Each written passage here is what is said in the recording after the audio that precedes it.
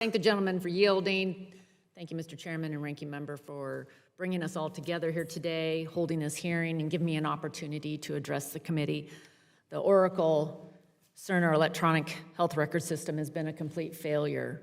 It's created more problems than it's solved. And from the beginning, veterans in Eastern Washington have been sounding the alarm about the issues with the EHR. We've had prescription errors, dropped appointments, lost referrals, costly mistakes that have directly harmed nearly 150 veterans, 150 men and women who risked their lives for our country, harmed by the very agency who promised to care for them upon their return. Irresponsible doesn't even begin to describe it. And to make matters worse, this broken system has completely demoralized employees who were not adequately trained on the new system.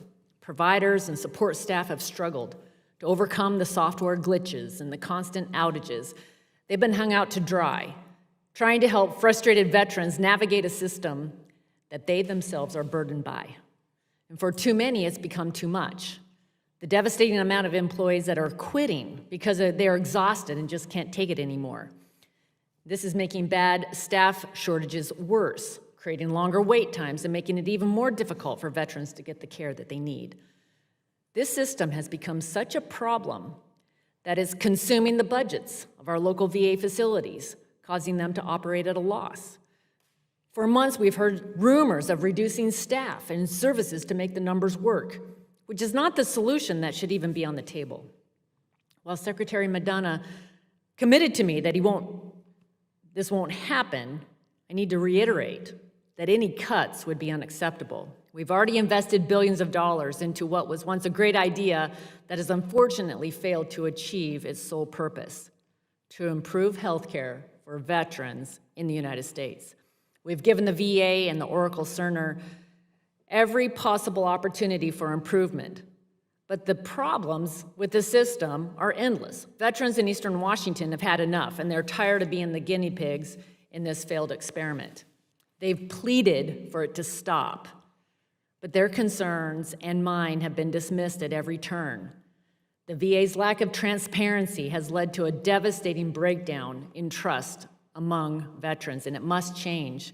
We all agree that we have to get this right for our nation's heroes.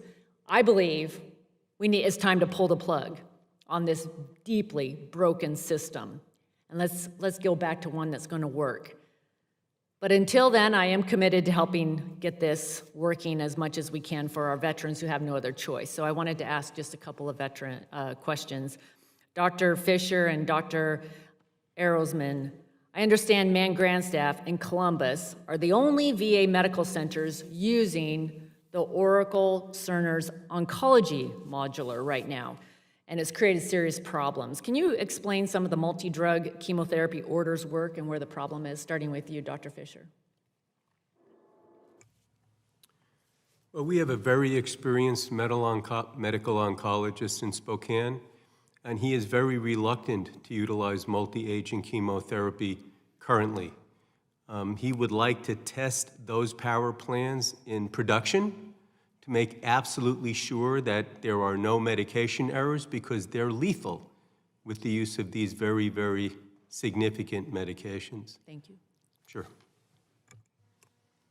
Thank you for that question. The power plants have been a significant challenge in Columbus as well. We've actually dedicated a half-time oncologist and a half-time pharmacist. They are full-time employees, but half of their time is spent essentially editing, correcting, and validating power plans. The caveat that I mentioned with Ms. Mace's question earlier was actually standardization is wonderful and it's important, and I fully believe in it, but we don't want to standardize to the point where the only anti-nausea med on a power plan is one you don't have in stock in your city.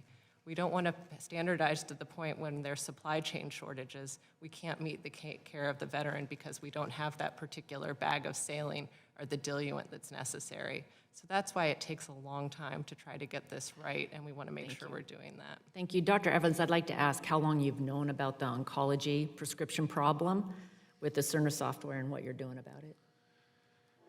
I visited the Columbus facility probably within 2 weeks of my starting in this position, approximately 6 months ago, And this was a point of significant, we spent an entire hour on the oncology discussion. We are spending a lot of time working on the power plans, as has been mentioned, and also essentially empowering us as an organization to edit our power plans and determine what those look like. That's part of this workforce development I was talking about earlier, about bringing the expertise into VA so that we can configure the ordering and make sure we deliver that to Oracle to put into the system in a way that best meets the needs of veterans.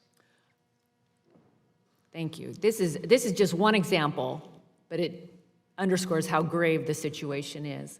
And to all who work at the VA, at the medical centers I represent in Spokane and Walla Walla, I just want to say thank you for trying to make the best of what's been an extremely difficult situation for our veterans.